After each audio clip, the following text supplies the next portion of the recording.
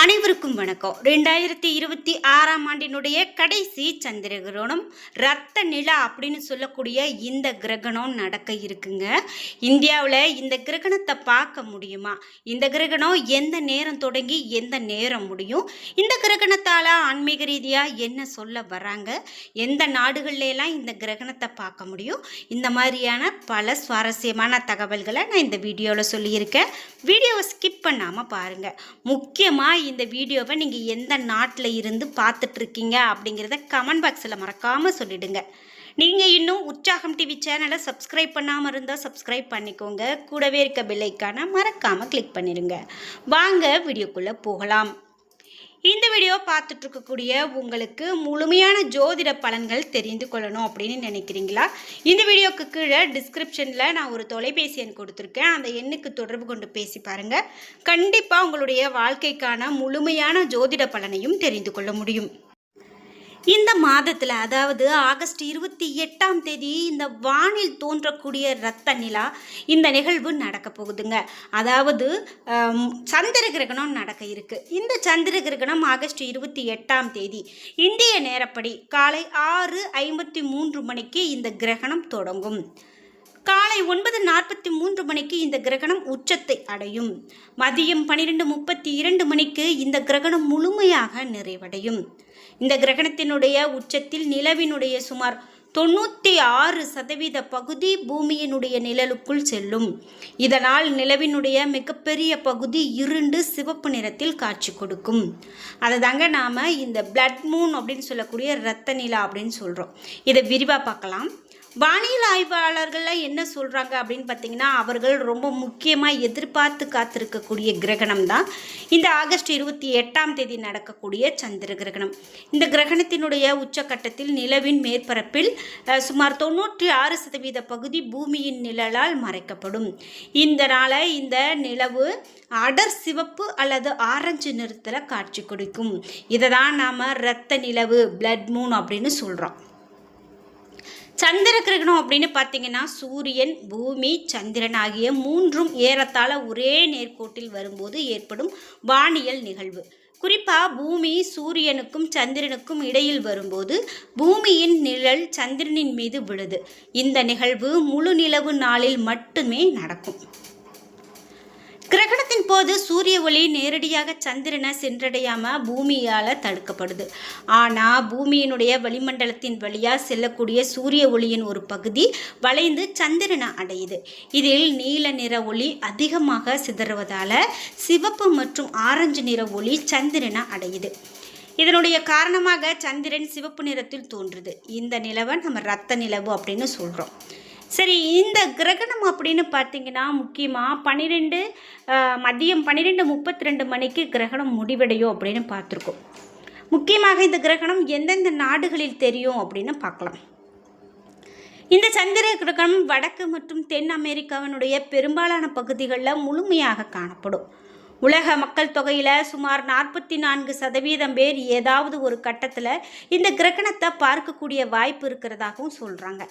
ஐரோப்பா, Africa மற்றும் மேற்கு ஆசியாவினுடைய சில பகுதிகளில் பகுதி கிரகணமாகவும் காணப்படும். கிரகணம் நடைபெறக்கூடிய நேரத்தை பொறுத்து ஒவ்வொரு பகுதியிலுமே அதனுடைய காட்சி நேரம் மாறுபடும். இந்தியாவில் இந்த சந்திர கிரகணத்தை பார்க்க முடியாது. கிரகணம் நடைபெறும் முழு நேரமும் இந்தியாவின் பகல் நேரமாக இருப்பதே இதற்கு காரணம். இதே போல் ஆஸ்திரேலியா, அண்டார்டிகா மற்றும் பசிபிக் ரிம் என்று சொல்லப்படக்கூடிய பசிபிக் பெருங்கடலை சுற்றி இருக்கக்கூடிய சில பகுதிகளிலும் இந்த நிகழ்வை நேரடியாக காண முடியாது.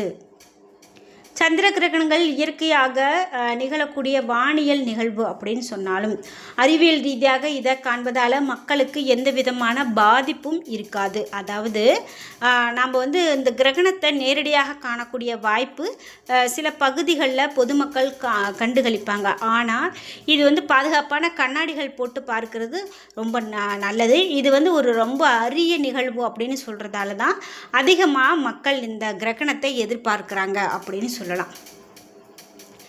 இந்த சந்திர கிரகணம் அப்படின்னு பார்த்தீங்கன்னா மேலும் என்னென்னலாம் சொல்கிறாங்க அப்படின்னு பார்த்தீங்கன்னா, முக்கியமாக இந்த கிரகணத்தை நம்மளுடைய நாட்டில் காண முடியாது அப்படின்னு சொல்கிறதால இந்த கிரகணத்தால் எந்த விதமான ஒரு கெட்ட நிகழ்வுகளும் தோஷ நிகழ்வுகள் எதுவும் இருக்காது அப்படின்னு சொல்லப்படுது. இந்த கிரகணம் அப்படின்னு பார்த்திங்கன்னா இந்த நேரத்தில் கோவில்கள் கிரகண நேரத்தில் மூடப்படுவது வழக்கம்தான். ஆனால் இந்தியாவில் இந்த கிரகணம் தெரியாது அப்படின்னு சொல்கிறதால கிரகண நேரத்தில் கோவில்கள் கூட திறந்ததாக இருக்கும் அப்படின்னு சொல்லியிருக்காங்க. நாம் அதை பொறுத்திருந்து தான் பார்க்கணும்.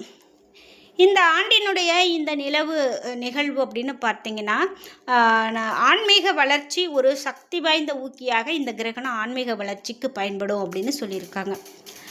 அது நிகழக்கூடிய ராசி சின்னத்தின் கருப்பொருளை தீவிரப்படுத்துவதால் சந்திர கிரகணங்கள் மறைக்கப்படுவதற்றை வெளிக்கொணரவும் அவசியமான மாற்றத்தை துரிதப்படுத்தவும் தீர்க்கப்படாத பழக்க வழக்கங்களை நனவு நிலைக்கு கொண்டு வரவும் முனைகிறாங்க.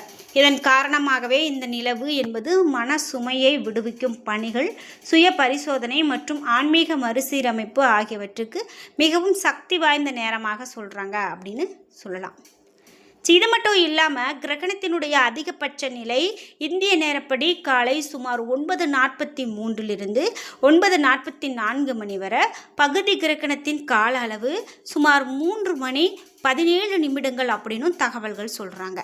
நிலவின் பெரும்பகுதி பூமியினுடைய அடர் நிழலுக்குள் செல்லும்போது பூமியின் வளிமண்டலத்தின் வழியாக வளைந்து வரும் சூரிய ஒளியில் சிவப்பு மற்றும் ஆரஞ்சு நிற ஒளி நிலவை அடையும். இதனால் நிலவு செம்பு அல்லது சிவப்பு நிறத்தில் தோன்றும் எனவும் நாசா தெரியப்படுத்துது. இந்தியாவில் பார்க்க முடியாது அப்படின்னும் காரணம் கிரகணம் உச்சத்தை அடையும் நேரத்தில் இந்தியா பகல் நேரத்தில் இருக்கும்.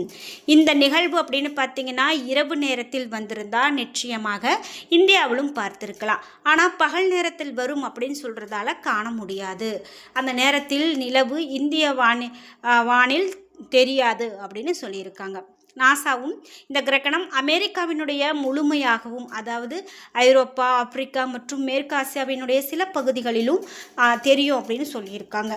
வெளிநாடுகளில் நிகழவிருக்கக்கூடிய இந்த கிரகணம் பாதிப்பற்றது என்றும், கிரகணத்தை பார்த்தா கண்களுக்கு பாதிப்பு ஏற்படும் என்ற அச்சம் தேவையில்லை என்றும் சொல்கிறாங்க. 2026ஆம் ஆண்டினுடைய இந்த இரத்த நிலவு ஆன்மீக அர்த்தமும் கிரகண ஆற்றலும் கொண்டு உணர்ச்சி மற்றும் ஆன்மீக வளர்ச்சிக்கு ஒரு சக்தி வாய்ந்த ஊக்கியாக செயல்படுது. அது நிகழும் ராசி சின்னத்தின் கருப்பொருளை தீவிரப்படுத்துவதால் சந்திர கிரகணங்கள் மறைக்கப்பட்டிருந்தவற்றை வெளிக்கொணரவும் அவசியமான மாற்றத்தை துரிதப்படுத்தவும் சொல்கிறாங்க அப்படின்னு சொல்லலாம்.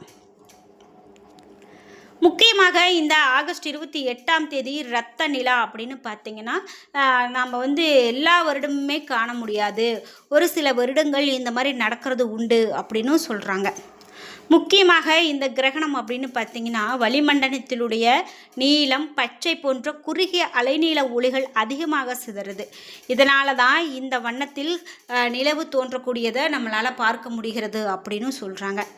நீங்கள் இந்த மாதிரியான நிலவை பார்த்து ரசிச்சிருக்கீங்க அப்படின்னா மறக்காமல் உங்களுடைய கருத்துக்களை சொல்லுங்கள்.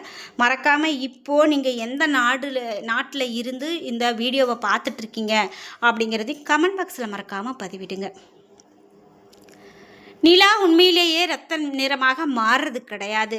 பூமியினுடைய வளிமண்டலம் சூரிய ஒளியை வடிகட்டி வளைந்து நிலவுக்கு அனுப்புறதால அந்த நிறம் தோன்றுது என்பதை நம்மளால் அறிய முடியும். மேலும் வளிமண்டலத்தில் தூசி, புகை, எரிமலை சாம்பல் போன்றவை அதிகமாக இருந்தால் சிவப்பு நிறம் இன்னும் அடர்த்தியாகவும் தோன்றலாம் அப்படின்னு சொல்லப்படுது. முக்கியமாக நீங்கள் இந்த கிரகணத்தை பற்றி என்ன நினைக்கிறீங்க அப்படிங்கிற உங்களுடைய கருத்துக்களை கமெண்ட் பாக்ஸில் பதிவிடுங்க. நாம் இந்த கிரகணத்தை பற்றி நிறைய வீடியோக்கள் போட்டுகிட்டே இருக்கிறோம். அதில் முக்கியமாக இந்த சந்திர கிரகணத்தால் வரக்கூடிய நாட்களில் ஒரு சில ராசிக்காரர்களுக்கெல்லாம் என்னென்ன மாதிரியான பலன்கள் இருக்குது அப்படிங்கிறத நம்ம தொடர்ந்து பார்க்கலாம். நீங்கள் அடுத்தடுத்த வீடியோக்களையும் பார்த்துக்கிட்டே வாங்க. அப்போ தான் அது சரியான முறையில் உங்களால் தெரிஞ்சுக்க முடியும். ஒவ்வொரு ராசிக்காரர்களுக்கும் என்னென்ன பலன்கள் சொல்லியிருக்காங்க அப்படிங்கிறத பார்க்கலாம். இந்த வீடியோ உங்களுக்கு பிடிச்சிருந்தா லைக் பண்ணுங்கள், ஷேர் பண்ணுங்கள், கமெண்ட் பண்ணுங்கள். நீங்கள் இன்னும் உற்சாகம் டிவி சேனலை சப்ஸ்கிரைப் பண்ணாமல் இருந்தால் சப்ஸ்கிரைப் பண்ணிக்கோங்க. கூடவே இருக்க பெல் ஐக்கானை மறக்காமல் கிளிக் பண்ணிடுங்க. நன்றி வியூவர்ஸ்.